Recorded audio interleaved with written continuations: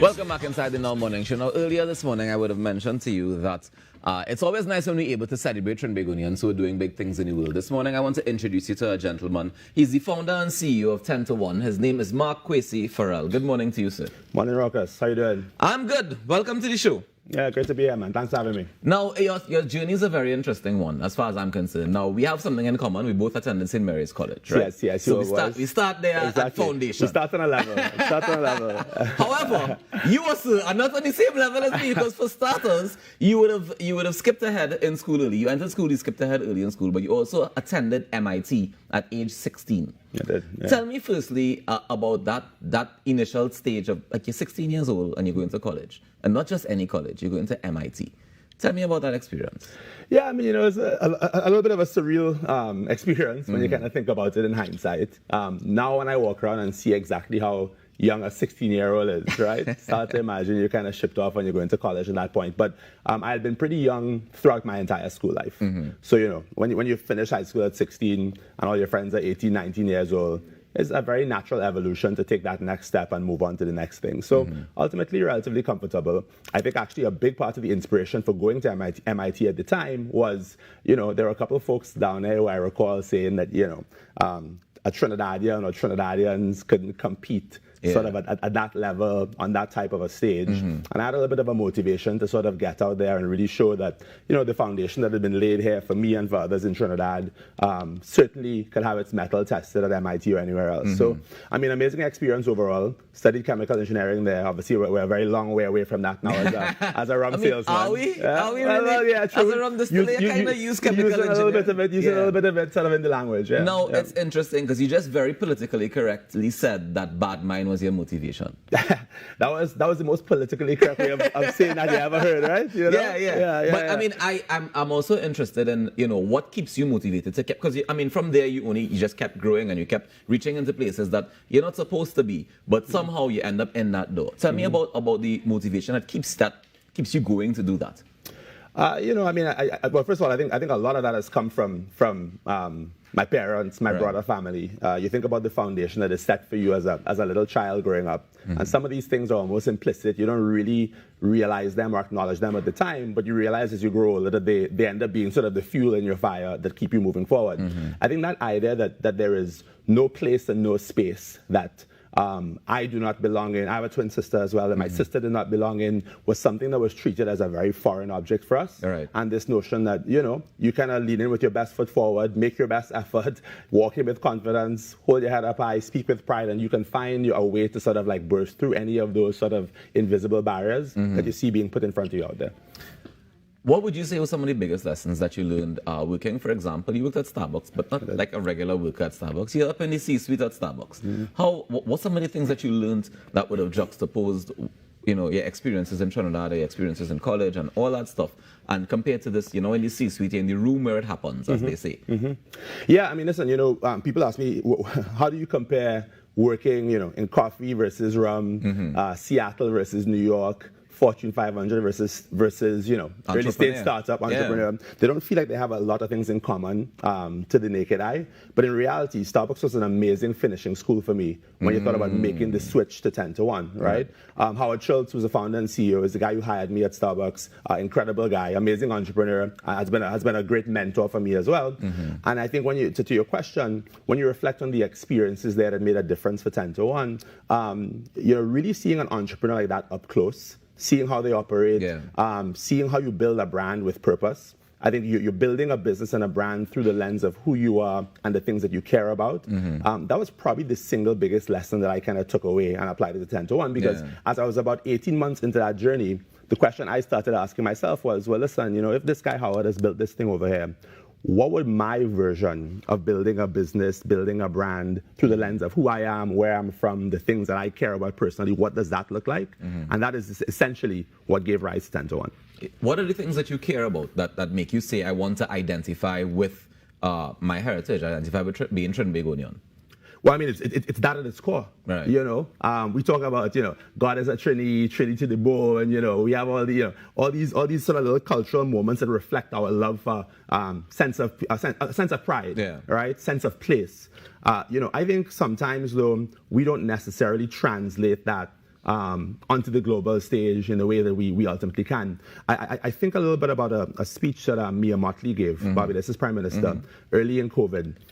She talked about a whole host of different things. But one thing she talked about in that speech was this idea of cultural confidence, right? And cultural confidence being so critical to us as Caribbean people. Yes. I'm not talking about Trinidad for a second, right? But Caribbean people in general. And it's something I've taken with me.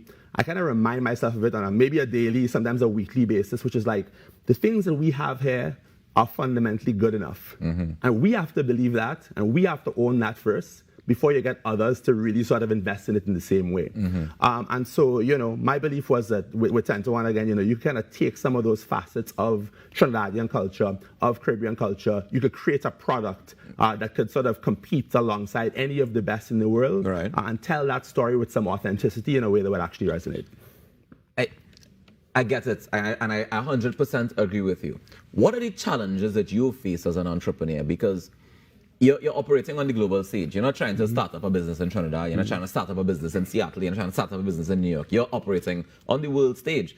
What are some of the challenges that you face as an entrepreneur, and how are you able to overcome them so far? How long is this segment again? How much time do you have? 20 minutes, Summarize. 50 minutes? Yeah. Give me the top 20.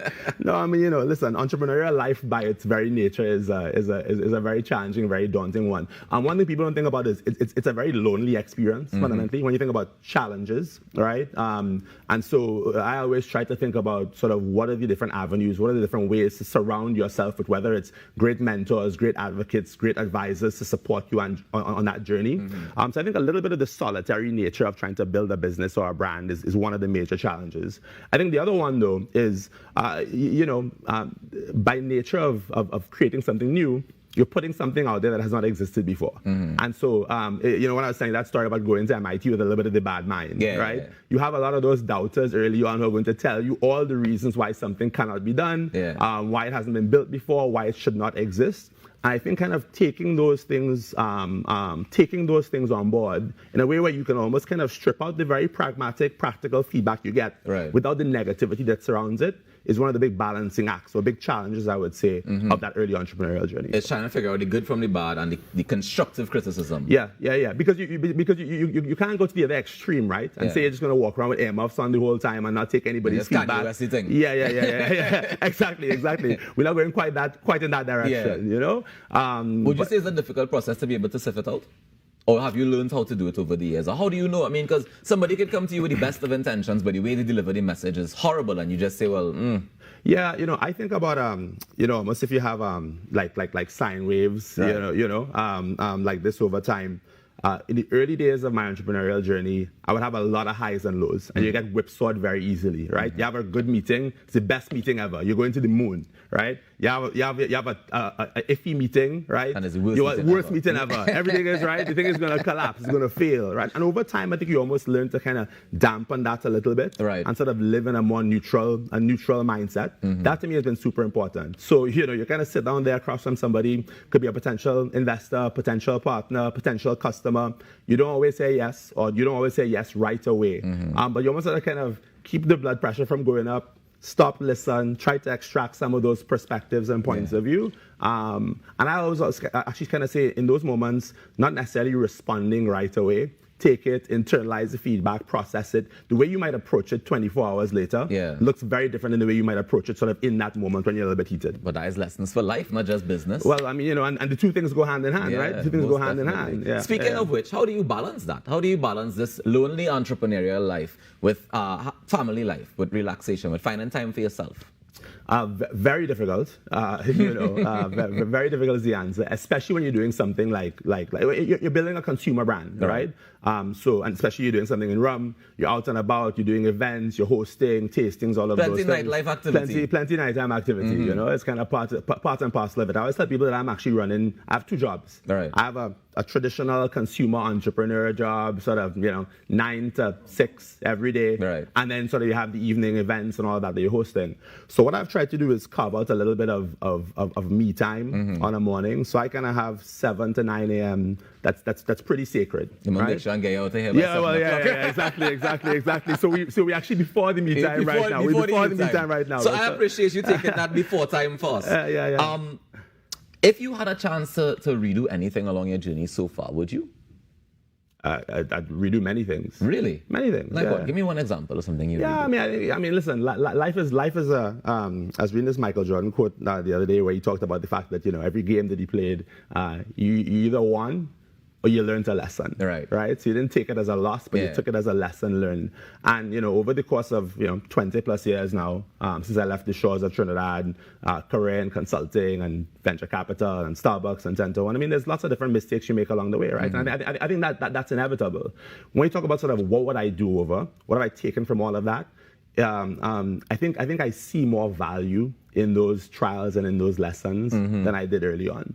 And I think we all have this fear of failure and this question of sort of what happens if you get to the bottom of the abyss. Yeah. And now having had some of those moments, some of those trials, you actually realize that it's all okay on the other side. And I wish my younger self knew that and understood that, right?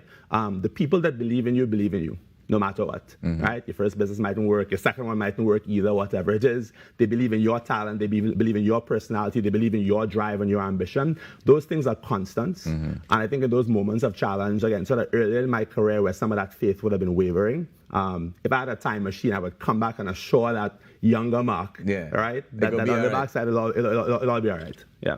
Now, one of the interesting things that I saw in the promotion of the RUM is that you used Ciara as a brand ambassador. I don't know what the actual title that she would have held is at that point in time. She's an investor and a okay. So that's what I wanted to find out about. Her relationship with the product itself. So she's an investor. How come? Why Ciara? So two things there. One, the Ciara relationship came about very organically, right? From my time in Seattle, we had a bunch of friends in common. Right, her husband was the quarterback of the Seattle Seahawks, and a friend had sent her a bottle of 10-to-1 as a little moment of celebration. Okay. She tried it, she had a drink, she liked it, she wanted to get in touch. They were interested in perhaps exploring something in the spirit space. Okay. And so the conversation came about very organically, right? I always tell people this is not a function of being out there pounding the pavement, looking for a celebrity of any sort. So first, I think inbound, and then second, when you think a little bit about, why Ciara? What's the resonance? What's the fit? If you look at the ambition of 10-to-1, we are trying to, as I said before, take elements of not just rum culture, but Caribbean culture and put them out there on an international stage. So you're trying to find someone who has an audience that can help you to do that. Right. And if you look at Ciara as a person, as an artist, as an entertainer, she has a lot of elements that are in common with people from the Caribbean. She's not trained. She likes to wine. She does like to wine. She likes to wine. She does like to wine. But also, her spontaneity, her joie de vivre, she has this kind of energy about her that I think actually fits a lot of the core DNA of the brand. And so because of that, I actually thought that it could be a great fit to have her be part of that story going forward. Well, I mean, I look forward to hoping that we have some Trinis on the story too at some point in time. Yeah, well, listen, who you're campaigning for? Anybody in particular? I just say, I put Trinidad and Tobago. Listen, I totally agree. I mean, a big part of 10-to-1 from day one has been this idea of platform. Yeah. So actually, if you look at the brand, you'll see that everything we've done has somebody else involved, right? We did a design collaboration actually with Levi Marcus 2 years ago. Young Trinity designer, super talented. Yeah, I remember we did that. a piece internationally last year that had both Levi and Jimmy October on it as well. Whenever we're hosting events up there, we're doing it with members of the Caribbean diaspora. We did a Michelin star Jamaican chef. Right, hosting a dinner alongside us in New York last week for Caribbean Heritage Month. And so if you actually follow the story, integrating folks from in and around the Caribbean has been very core to everything we've done. Well, Mark, let me say congratulations on the brand and congratulations on all the successes so far. And thank you so much for coming in and joining us. Appreciate it, Ruckus, man. Yeah, good to see you. Yeah, man. Enjoy the rest of your day, ladies and gentlemen. Mark Kwesi Farrell, the founder and CEO of 10-to-1, just giving us a bit of his story there. We'll take a quick break and come back with more inside the Now Morning Show. Stick around.